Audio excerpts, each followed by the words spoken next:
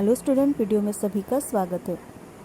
Previous video में हमने रैदास जिनके पद दिए थे उन पद का हमने वाचन किया था। आज हम देखेंगे कि इस साल जो हमारे सिलेबस में सेकंड पद है, ऐसे लाल तुझ बिनु कौनु करे, उस पद में रैदास ने क्या अर्थ बताया है, या उस पद के माध्यम से रैदास ने भगवान की कृपा, ईश्वर की कृपा या ईश्वर का जो स्वभाव है उसके कैसे हमें दर्शन करवाए हैं।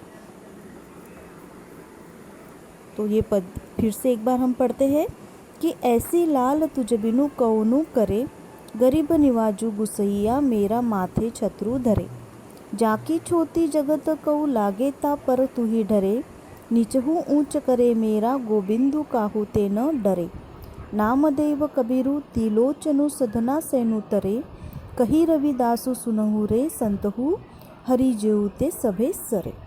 अब यहाँ पे देख सकते हैं कि जो रैदास है उन्होंने यहाँ पे वर्णन किया है कि ईश्वर की कृपालुता और ईश्वर की दीन दयालुता।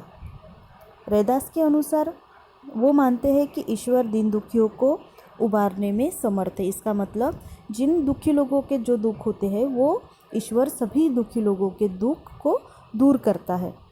ईश्वर अछूत कहे जाने वाले तुच्छ मनुष्य को भी महान बना देता है। समाज में जिन लोगों को अछूत कहा जाता है या जिन लोगों को तुच्छ माना जाता है, ऐसे लोगों को जो भगवान है, जो ईश्वर है, वो हमेशा महान बना देता है।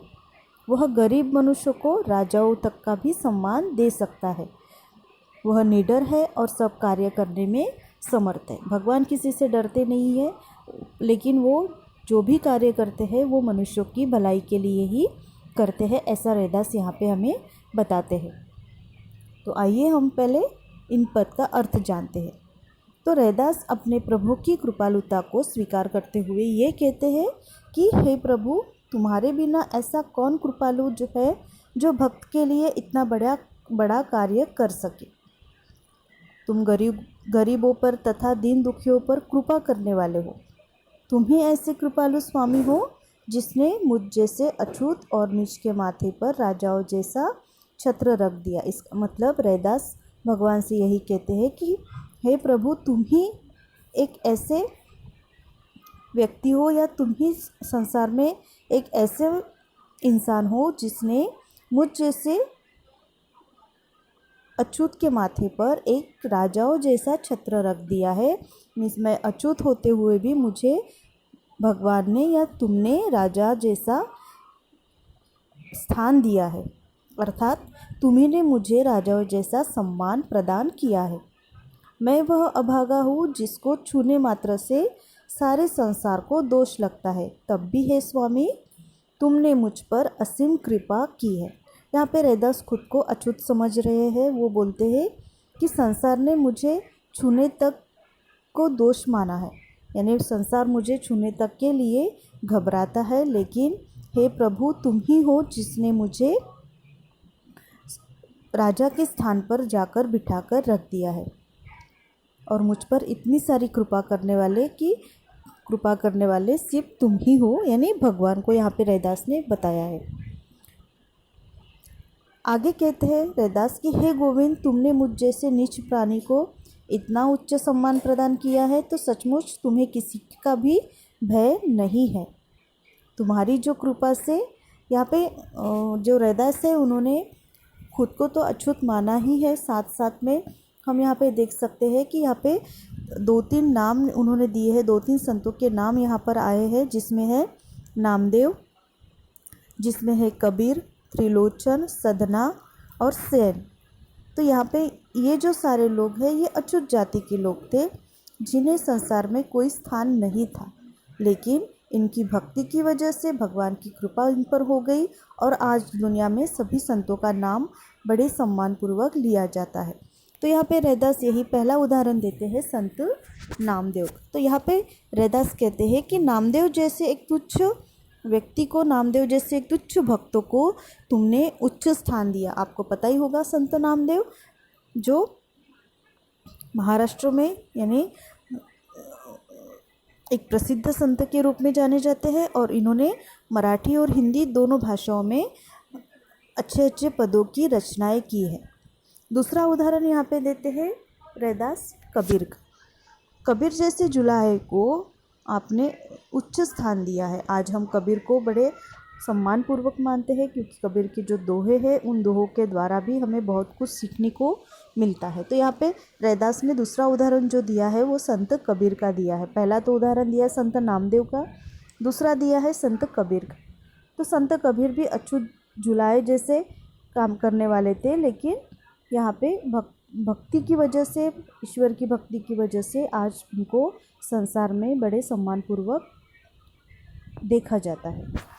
उसके बाद दिया है उन्होंने त्रिलोचन जैसे सामान्य और सदना जैसे कसाई को। तो सदना जो है वो एक कसाई थे, और भक्ति के वजह से ही, वो ईश्वर की भक्ति के वजह से ही वो बाद में संत बने, और आज भी सदना का नाम बड़ी सम्मानपूर्वक संसार में लिया जाता है। उसके बाद उन्होंने उदाहरण दिया है सैन जैसे नाई का। तो सैन एक नाई था। अब नाई जो होता है उसे हम तुच्छ मानते हैं, या मनुष्यों द्वारा उसे तुच्छ माना जाता था, लेकिन भगवान की कृपा से या भगवान की भक्ति की वजह से भगवान ने उस पर इतनी कृपा दर्शाई कि वो आज संसार में एक जाने माने संत की तरह से पहचाने जाते हैं। उन्हें ज्ञान प्राप्त हो गया। तो रैदास यहाँ पे यही कहते हैं कि हे संतो सुनो कि हरि जी सब कुछ करने में समर्थ है, वे कुछ भी कर सकते हैं। इसका मतलब इस दुनिया में जो भगवान है वो भगवान के पास ऐसी शक्ति होती है कि उनके पास भेदभाव का कोई भी मायने नहीं रखता।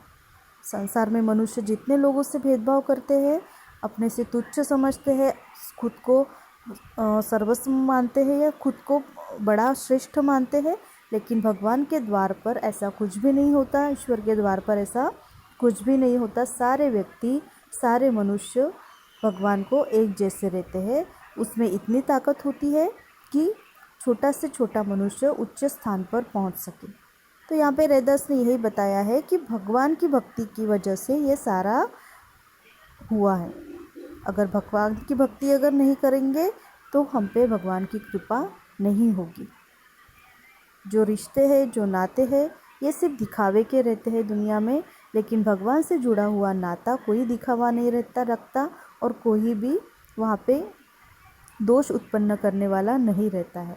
तो इस तरह इस पद के माध्यम से जो कवि रैदास है उन्होंने यही कहा है कि सब कुछ करने की जो शक्ति है, सब कुछ करने का जो सामर्थ्य है, वो सिर्फ ईश्वर में है।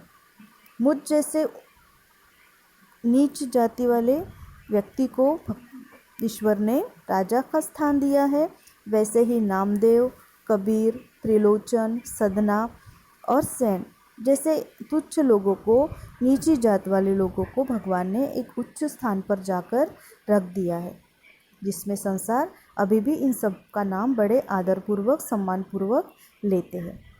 तो इस तरह से इन पद के माध्यम से रैदास ने भगवान की भक्ति को उजागर किया करते हुए यही कहा है कि भगवान की शक्ति है, भगवान की शक्ति की वजह से ही ये सारा होता है। ये जो पद है यहाँ पे, इस पद का अर्थ यहाँ पे रैदास ने यही बताया है। इसका जो प्रश्न अभ्यास है, ये प्रश्न अभ्यास जो है हम उसका नेक्स्ट वीडियो में देखेंगे। इस पद को आपको और अच्छे से एक बार पढ़ना है।